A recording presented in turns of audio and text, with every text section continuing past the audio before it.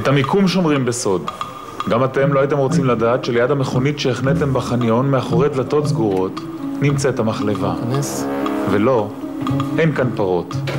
טוב, אז החדר הזה, איפה שנכנסנו, זה בעצם החדר של הנחשי צפה. יש לנו פה קרוב ל100 נחשים חיים. כל אחד מהפלסטיקיות בעצם מכיל נחש אחד. בחדר הזה, כפי שאתה רואה כאן, ישנם נחשים שהם נציגים של כל הנחשים, של נחשי צפה בארץ ישראל. אפשר לקרוא לזה כנסת נחשי צפה. 120 נחשים יש גם בכנסת הזאת. נציגות לקהילת הנחשים הארסיים מכל הארץ, מצפון ועד דרום. תומר הוא מטפל הנחשים. הנחש הכי גדול שלנו הוא מספר 80. אפשר לראות את הגודל, להתרשם. איזה נחש זה? זה נחש צפה ארץ ישראלי. אתה שומע את הנשיפות שלו, הוא לא כל כך מרוצה, הוא בעצם, מה שהנחש עכשיו בנשיפות, הוא מזהיר אותי בעצם, אתה מתקרב מדי, אתה מציק לי, כל מה שהוא רוצה בעצם זה לרדת מהמקל, לרדת לרצפה. הוא לא יכול להשתחרר מהמקל? הוא יכול לעשות את זה, אבל הוא מפחד ליפול. אם אני אוריד אותו, אז תראה שהוא יתחיל לסחול כלפי מעלה, אתה רואה? לנחש יש ספר הנחש, שבו כל ההיסטוריה מאיפה הנחש בא, מתי הוא אכל, מתי הוא שתה, וכל זה למטרה אחת, להפיק ארס שאחר כך ישמש לתרופה הזאת. יש.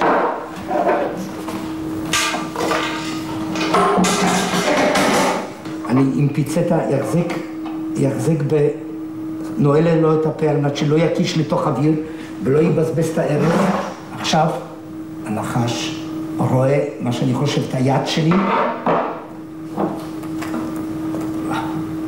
אתה רואה את השיניים הענקיות, אלה שיני הארס. ברגע שהנחש הקיש, הוא פתח הוריד את השן, ועד לזווית שהשן נמצאת מחוץ לפה. במצב הזה הוא ביצע הקשה.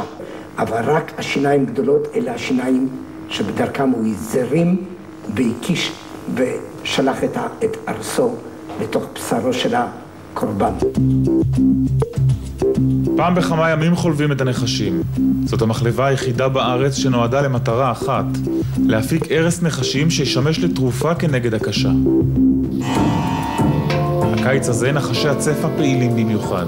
כ-300 בני אדם הוקשו בישראל מספר C. מרבית הדיווחים הגיעו מצפון הארץ. השנה הזאת יותר מ100 רעידות אדמה שהתרחשו בלבנון. הנחש חש רעידות אדמה. וכל חייו חי על גחונך תלך.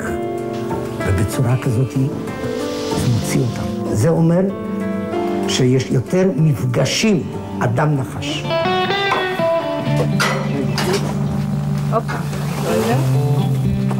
זה האזור שהוא ממש פחות שנגעתי בו. קלאסי לנחשים. תומר ונפתלי יוצאים לצוד נחשים. זאת לא משימה בלתי אפשרית.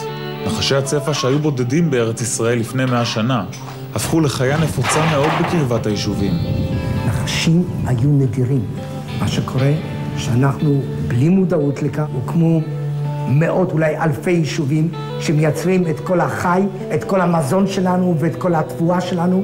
אבל אם היינו מסתכלים ממש טוב, היינו רואים שזאת מדינה של עכברים. וזו הסיבה שכל כך הרבה נחשים חיים כאן. החיפושים היום מתמקדים באזור עוטף עזה. משם עוד אין חבר בכנסת הנחשים. כדי להרכיב נסיוב שייתן מענה לננקשים מכל הארץ, צריך לפחות נחש דרומי אחד. לא טוב, שחרר.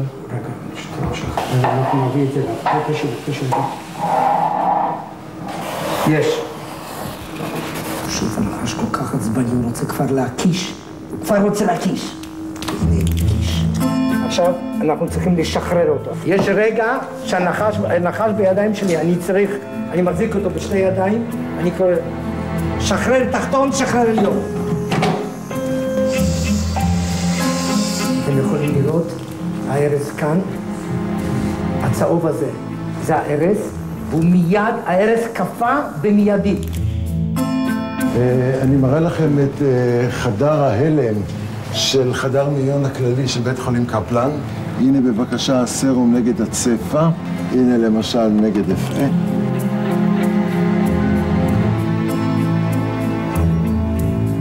מטרתו של הארץ של הנחש היא א', להרוג את המוקש, וב' להתחיל את תהליך העיכול שלו. זה ממיס רקמות, זה פוגע בקרישת הדם, זה ממיס את הדם, זה מתחיל לפרק רקמות.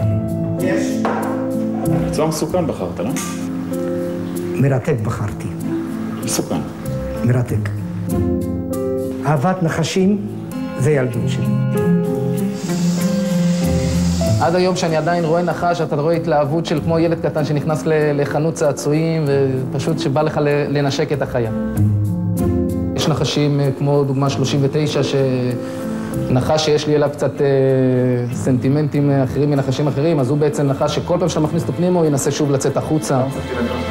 זה נחש שהצליח בעצם להקיש אותי, היחידי שהצליח להקיש אותי עד עכשיו, וזהו, אז יש איזשהו חיבור.